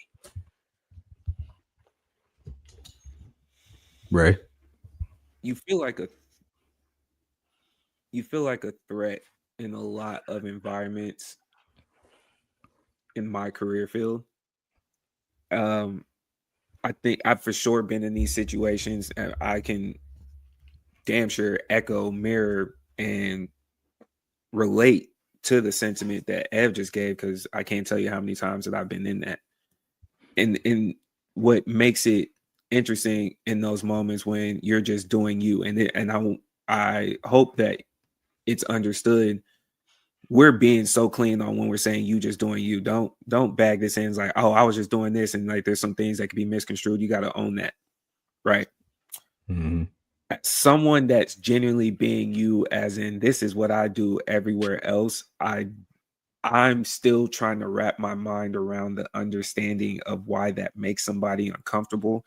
And it's funny we're having this conversation because I ask my pops regularly, because I know I'm your son. I look like you. You were young before me. You went into a weird environment as you were doing it. A lot of my personality kind of mirrors you. Help me understand it, because I don't understand it. Like, what did I do? What did I do? You feel me? Like it's to the point where to the young point that Ev is making. Sometimes I feel like with our age group, you go into particular fields where you already feel in the position to have to even determine what it is that you just said to me, or what it is that you just personified onto me. Because sometimes it's not race. Sometimes it is ageism. Sometimes it's ageism, but it's not race. Sometimes it's both, right? I've been called civilized before, right? Because I was working with an older group of women. I was the only male. I was the only young person. When I say young person, the closest in age to me was at least 15 years. At least. Mm-hmm. We're not even speaking the same. So when I was called civilized, and this is the first one, mind you, I'm 3 weeks into this job. This is the first bullet that was fired in my direction. I got called civilized, and I remember sitting there thinking how smoothly she was just able to say it in the sentence and kept going. Like, that's to your point, Ed, when you get technical, that's how my technicality works. It's like, because I'll give you credit if you slick. If it makes me laugh, I might let it go. I might. Like, I see you, but it was creative. Yeah. Cool. Right? So she slid smoothly in there. Like, it was just, if you're on a 4-count bar setup, it was like the setup in her mind. It didn't even get there, but I was like, nah, that was the punch. That was the punch. And I saw that, right? So boom, I call Pops. Because I can't tell if this had to be racist. Because what do you mean by civilized? So I call Pops. Let me get some perspective on this. Hey, man, what would you do if someone called you civilized? And he goes, did they expect me to swing out of the trees like Tarzan? And I needed that laugh. I needed that corny laugh. You know why? Because it put it back into perspective of resetting what this whole topic of the conversation is. All I was doing is minding my business. Mm-hmm. All I was doing is minding my business. And because I was able to speak a couple words that you approved of, you call me civilized, right? They call you fluffy. I had my hair out, went to work, curls doing what they do. I look like a gem, just all biceps, but it's curls everywhere. It's curls everywhere, right? Negro called me fluffy. Then got mad at the fact that I responded saying, whatever I said. I'm not going to bypass it. He called me fluffy once. I heard him, didn't acknowledge it. He came back because he wanted to make sure I heard him, and he called me fluffy again. And then the second time, you forgot who I was because, you know, being you in the workplace, I fired back. If I cut a little bit of my hair, we could give you some eyebrows that you have missing. Next, you know, I got an HR meeting, right? You know, and now I'm stuck. Coming back to that scenario, it's like, what did I do besides mind my business and be you? This creates a weird environment, and I don't know how to describe it other than it. We get frustrated with it because it's extended high schoal. You start to realize certain corporate environments is just another group that you're stuck in that you see regularly, and it's just that drama. I know it's a bad way out, but I've come to the point where it's like, all right, man. Now I'm that it is what it is guy. For that, Yeah, I mean, specifically, to I a degree. become the it is what it is guy. Yeah, to a degree, because it's like, bro, regardless of what you got going on, I'm gonna still come in here and do what I'm supposed to do, regardless. So, like, I really don't have time for it. But it's like, since you brought it to everybody's attention, we could talk about it. But don't get mad when we talk about it and you look as goofy as you sound because you got this issue that you shouldn't have. Mid-pod, keep it clean because we're here, right? I'm in a scenario, y'all. I didn't change what I was doing from my regular day-to-day to the person, since we both have moved on, to the person. Shit. To the person that did a drive-by verbal assault on me when I wasn't talking to you, and you popped out of a doorway, walked into the hallway, and told me that I look like Flavor Flav. It is up on sight when I see you now. And I didn't know that you, I don't know whether or not you knew that, but when I see you for the rest of your life, it is on sight. Flavor Flav? That's so racist. I swear to God. Boy, oh man, like the way that I had to text my folks, my mom and dad, like your son almost lost his job today. Because if you were within arm's reach, I do not know if I could have held back the reaction from my hand going across your face. Flavor Flav. And shout out to you, Flav, because you do philanthropic things. You sponsored a whole women's water polo team in the last Olympics. But I do not want to look like you. And I'm so sorry, my brother, because I'm not trying to put you down in any way, shape, or form. But to the person that said it, Flavor Flav, bro, in 2024. Now, I didn't forget the date, dog. I was so disrespected in that office. I would have walked to you, took you downstairs, and boy, Flavor Flav, the way I would have clocked you. Hold on. Nigga, Hold on. Man. All right. No, we go. Calm down. We don't want you having a Marc moment. Calm down. Hold on. No. Oh my God. I'm addressing you specifically. I'm addressing you specifically, Dan. Oh, Dan, shit. Right? Yeah. I'm talking to you specifically, Dan. Yeah. Here we are. To the fact that I had to sit there and handle that a person that can walk faster than he runs had the nerve to call me Flavor Flav with his whole chest that's having a hard time continuing to go on because of how big, nigga. Oh, on site. Prayers for Dan. On site. Prayers for Dan. On site, bro. Dan, you better standing still. Prayers for Dan. Dan, you better walk. And you better walk around like Daft Punk. You better watch yourself, cuz. We're gonna lighten this up. Do we have your questions? Jeans sound like windbreakers when you walk. Ray, tell me if you have questions, my brother. Come back to the center, my brother. Tell me if you have questions. Breathe, my nigga. Breathe. Do you have a question for us this week? How you have meat sweat sitting in your office and you didn't even eat today? That was a question. Do you have a question for That's the my Keep question. It Clean podcast? I do got questions. I do. I got plenty of questions. I got questions for Dan. I do.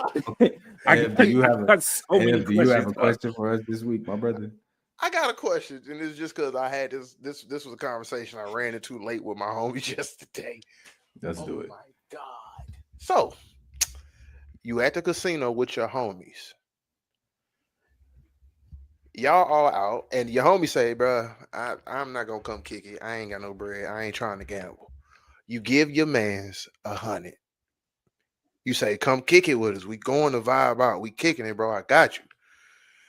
You give him 100. He wins $10,000 off that 100. What are you, if anything, what are you wanting back from him as payment? All right. Off principle. Yeah, off principle. If you give me back the 100, I ain't gonna front you. I ain't gonna front on you. If you give me back the 100, you like, hey, bro, you gave me 100, I'm gonna give you 100. Keep gambling, type shit. It's like, cool, nigga. You gonna call it even. You run me anything past that, good money in my book for real. Like I ain't gonna count your pockets, type shit. Okay, Ray, go ahead, because after you answer, I'm gonna flip the question. What I'm expecting is probably like, hey man, drinks on you tonight. Drinks on you tonight, bro. Let's go That's celebrate, fine. bro. Drinks on you tonight. Like you got 10 drinks on you tonight, man. Because if I gave you the 100, it's no longer my 100. Shout out to you, bro. Okay, all right. See, that's how I feel. That's exactly how I feel. And in this scenario, I was hearing the homies like, "Oh, I'm gonna give them 2,500, or I'm gonna bust it down the middle, or I'm gonna give them $3,000." And I'm kind of like, one, you're kind of overcompensating for something to just go and willingly give them this. If your man said, "Here, just take it," that's how I felt. But now I'm gonna flip it. If you were the one to receive the 100 and win the 10,000, what would you give? I got a band for you. Got a good rack for you. You know what I'm saying? And so now I'm gonna ask you. Might have 2,500 if I'm drunk. You know what I'm saying? If we just feeling like throwing money around type shit, I might bless you down. Great, but yeah, I got a rack for you off top. And now I'm gonna ask you why. I mean, you my man. So you ran me the 100. I tripled. I mean, I got 10 times what you know what I'm saying? So I'm gonna just run that back your way. Like you gave me 100, I'm gonna give you a rack. You gave me OD and you looked out type shit. Like, yeah, here you go, bro. Bring you a band. Cause that's what honestly your answer 1,000.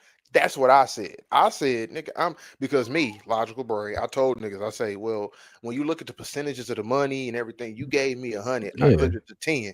That's 1,000 times flip. Yeah, type and shit. I'm giving you 1,000. I just gave you a 10 times flip on what you gave me.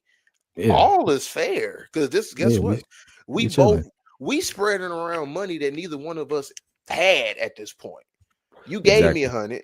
I got 10. I'm giving you 1,000. You didn't have that other extra 900. Yeah, it's like, bro, you gave me 100 and you got 1,000. You gave me 100 and I got off of the $100 that you spent. However you gave it up, niggas got $10,000. You made back a band. Somebody else walked away with 9 bands. And if everybody, the homies, and y'all probably finna keep gambling this money and spending extra money on the trip now because y'all got the extras, you gonna enjoy the proceeds of that anyway. And folks don't owe you nothing more than what you gave them if you want to play it like that. But yeah, that's all I got.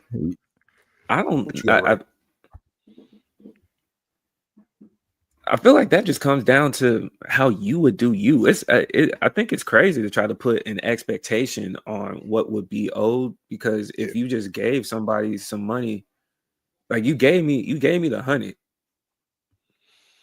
I'm gonna give you bread, and that's just who I am.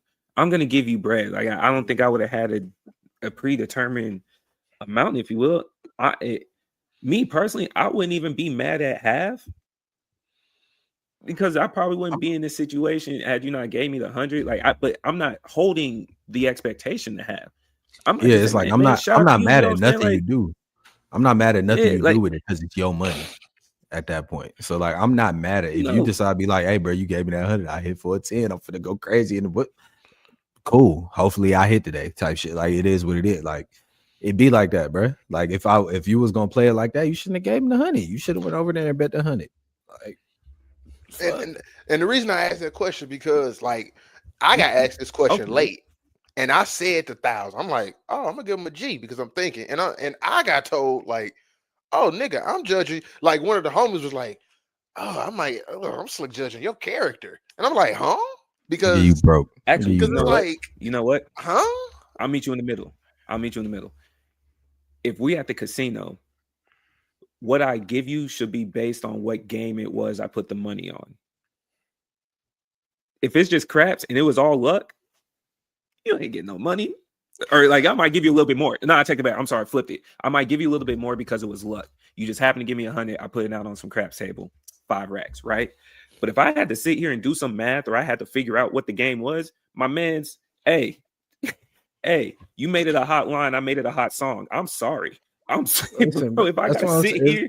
here, It's like, bro, nah. everything is off the love. Everything was off the love. You gave brother 100 off the love. He went and played it off the love. He hit off the love. If he shoot you some bread back, that was off the love. If you was doing it out of love, you got to keep it in the love the whole way through. You can't turn around and start counting Man. favors. Can't turn around and start counting If I favors when won- stuff start getting good. Like we ain't doing that. Yeah, if I won the money doing a skill game, if I'm playing poker and I took your 100 to get in at the table and I done worked my way up to 10 racks playing poker, that was work. Come I on, bro. earned this money, dog. You You know what I'm might saying? get That's your what I'm saying. It's $100 different. back. It's different if we was at the craps table. But if I had to put in work for whatever it was in the casino, like if I put 100 in a slot machine, all right, bro, hey, 50 cool, Might bro. run you half of that and type shit. You know what I'm saying? It was a slot machine, man. You got a question for? I just wanted to ask that. No, I just want to ask that because it's literally been like less than 24 hours still from this conversation. Yeah, well, you send this. We gonna timestamp it. You send this strictly to them folks. You send this one straight over there. Let them know they was bugging. I don't know you, but I do feel like it seems like one of them situations. Get your money up. Get your money Not up. your bro. funny up. Not your funny up. Shout out to that and boy that's the thing. Bodega. Like I told him, I was like, are you saying you just like either expecting half or you saying off the strength you just gonna give half? I was kind of like, I feel like you overcompensating for something. I feel like you broke. I feel like you overcompensating for something here. I feel like you broke. I feel like you broke. Because this is the thing. He said one of the homies was like, yeah, I'm expecting like, and again, I'm the first person to always say, when you expect something, you're gonna be mad. But that's the thing. He was like, bro, I'm expecting like he out the gate, he said 60-40. Yeah, niggas is crazy. Like, Ray, what you got this week? Niggas is crazy. If they judging your character, I'm judging their masculinity for your expecting. Fair. If they judging your character, I'm judging their masculinity, man. Because why are you asking for this? That's where I'd be at on it. That's fair.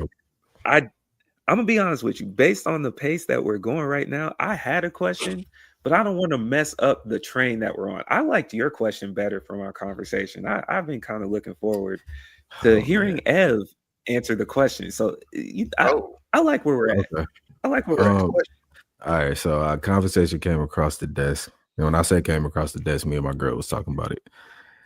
And she made this statement. She said, I don't know, maybe I'm bugging. Just shoot her some bail. She said, I don't know, maybe I'm bugging.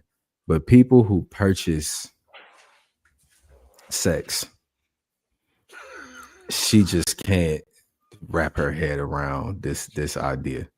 She's in the place. She like, look, I'm all for sex workers. If folks is gonna buy it, you got the right to sell it. But as the purchaser, what's going on with your self-control? What's going on with your access to women? Like what's happening here that you gonna go buy that? And I did my best to break it down to be like, hey man, everybody don't have the access. Everybody's people who are agreeable for them that got on their roster don't necessarily be off the injury reserve list at the same time all the time, right? Everybody ain't prepped to play all the time, and folks got to make quick time decisions. And if I could just go, spend a 40 back in the back page, days, Crazy. It's like hey, listen. It's hilarious. But yeah, like I was trying to break it down, but she wasn't going. So I wanted to ask y'all, like, is that crazy to y'all? Or like, If talk to us, man. You know what, man? I'm gonna put it this way. I'm gonna keep it a buck. I'm gonna keep it clean. I think you cutting out the middleman. A lot of folks, like, I'm gonna be real, bro. I'm gonna be a buck with you. The dating world, the dating scene, you as men, you gotta be in that. You gotta go. You gotta be full force in there trying to get your women and get your game up. A lot of people ain't got that luxury. A lot of people ain't got the game. Like, people talking about self-control. No, some people don't have the maneuvering of dating. Some people don't. So what they do, they still get horny.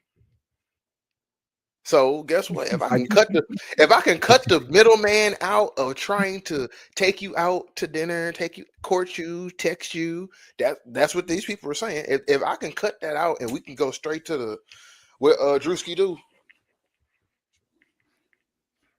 Are you saying the middleman is time? Is the dating? Yeah, the middleman is time spent. But if I can just spend money, that's what people are doing. But this is what she said, right? She said, now I get that, but at the same time, it's so much free porn, what? Free porn, free all of that out here that you could just get your little feel off. Like, you add in the extra man, now you spending money to go get off. And I'm gonna say this, as a man who has never done that, I'm over here guessing right here. I think niggas want to feel flesh. That's what I said, folks. We want to feel something. That's exactly what I said. Let's keep it up, bro. That's exactly what I said. Hold on. Let's check it out. Right here. Look, we're gonna keep it clean. Hey, we're gonna keep it clean all the way, goddamn me. Don't no grown man want to do what he was doing when he first learned how to explore himself when he was 9, 10, 11, 12. When he know, oh, it's a big booty shorty that I could just go pay 60. And again, like I said, like Drew, I had to get something acted out. Nah, look. So yeah, I ain't think it was crazy. Yeah. It ain't. It's your money, man. It's your money. It's your money. Do what you want. And that's what these niggas are doing. What they want. He said it's my money and I need it now. Call the general. What? Like, hey, J.G. Wentworth. Come on. Like, look, check it out, right? That. You got people talking about all these spots, you know what I'm saying? California, you got on, you know what I'm saying? What is it? Fig? You got motherfucking Texas, you got Bissonnette Street. Like, come on, bro. They are talking about these places. Backpage gone. Like, the Stroll, Backpage is gone. Guess what? Niggas found List Crawler. Oh, see, he going there. He going in the back. Going in the back. Like, you know what I'm saying? Like, folks, this guy's no ball. Niggas are deviants and niggas are horny. So if they don't want to spend their time, they're going to spend the dime. Ev tried to throw the disclaimer. He said, I've never done this, and then dropped a website I've never heard of. Gang, I know people who know people, and I know people who be on those sites, like working. Mm-hmm. This ISO hooping. So yeah, like, bro, niggas don't be one. There's a lot of niggas who don't want to spend that, who don't want to spend, because this is the thing, right? If you knew, this is how those guys look at it. Me, I'm a lover boy. I'm a love to date, take you out, court, all that. That's fire to me. A lot of niggas don't think that way because they're not thinking about the. Let's be real. Oh shit, we finna really pie real quick because they're not real quick. Bro, let's be real. A lot of these dudes also are not looking at the women as like a person. They're looking at them as an object. They're looking at them as an object for the moment. And that's another part of it, of why they're doing it, of like, no, I don't want to spend this time. I want to get mine off and then go about my business. Guess what? If I got to go through, for some people, they look at it, if I got to go through the hoops and bounds of texting you what you doing, trying to make you smile, trying to make you laugh, which again, yeah, that's the fun part about all of it to me. A lot of niggas say, hey, I can just go get paid and get 60 real quick. And this is where you respect the sex work piece of somebody has an agreement where They cool with that. Yeah. Now, where we keep it clean, back to the Oklahoma piece, treat them sex workers like they're humans as well. They are also not objects because we know how much of the assault should take place in that realm as well. But yeah, bro, if somebody is feeling like, yeah, man, I could pay for that right now, and somebody's selling it and they do the do, folks get their bread, and that's what it is. Y'all like capitalism, hold on, gang. Hold on. We finna really fucking pod. Fuck this. You got people who, let's be real. Some people, again, niggas are deviants. Some of these folks be into certain things that they know that they can't get off with a woman of actual stature. And because this is what I want to really, this is what I really want to say. Hold on, Ray. Let me get that real quick, because he just gave me some. You niggas be nasty, liking nasty things. Very unspeakable things you would never tell your mother, your grandmother, your daughter, your auntie, your sister. You be liking people to talk to you in crazy ways. Y'all be having these different type of kinks, and I'm not. And that's the thing. None of it is wrong. Yeah, none of it is wrong. This is the thing, though.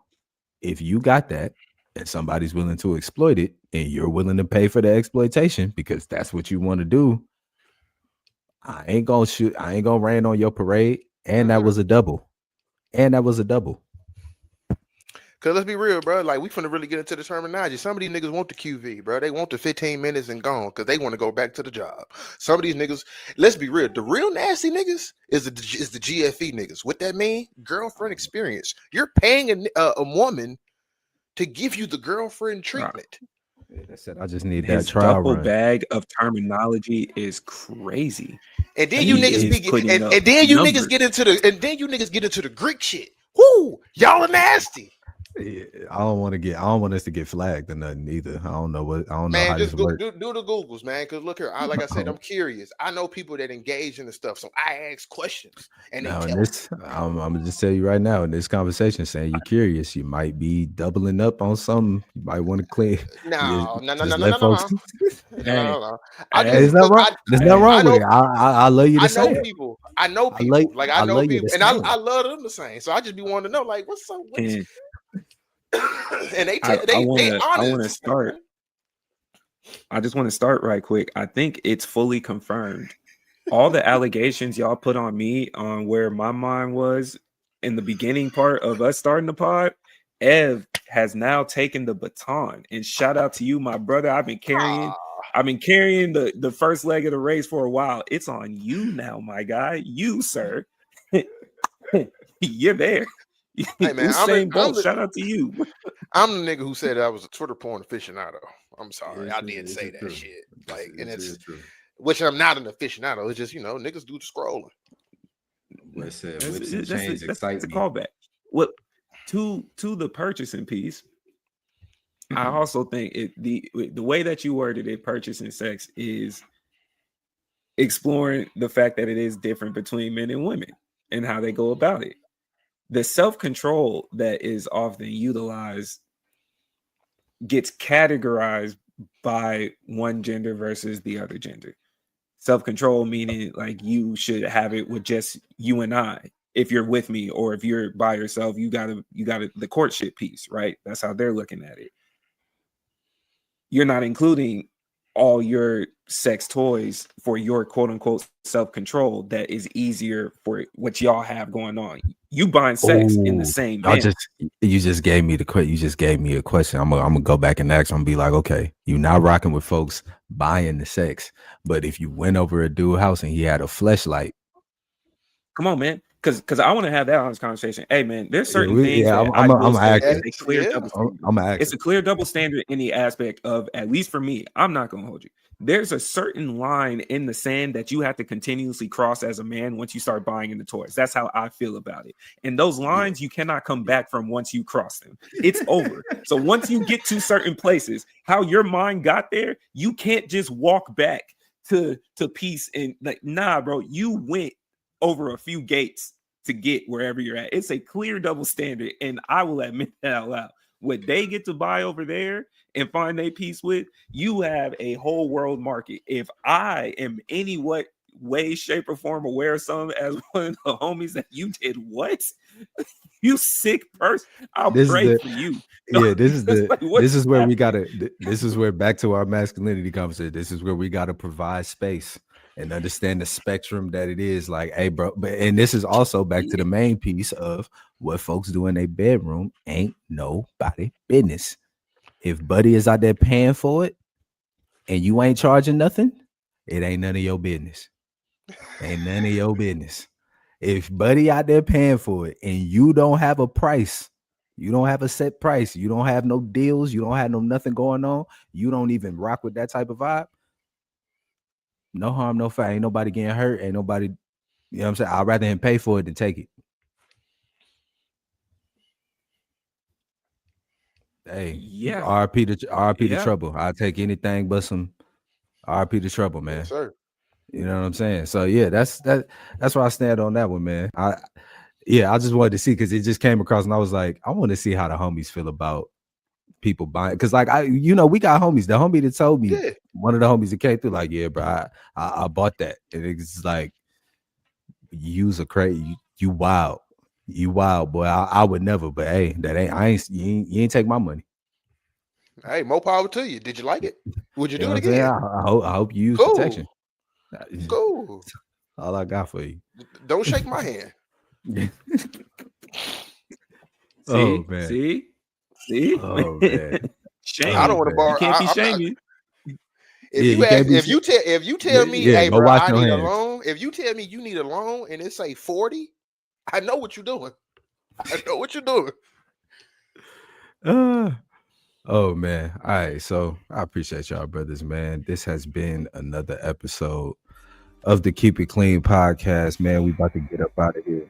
As always, if you are joining us, YouTube, like, comment, subscribe to the channel. You know what I'm saying? While you're on the YouTube, go over and check out what they're doing over there on the Keep It Clean Sports Show, man. They holding us down on the sports side while we hold it down on the world side.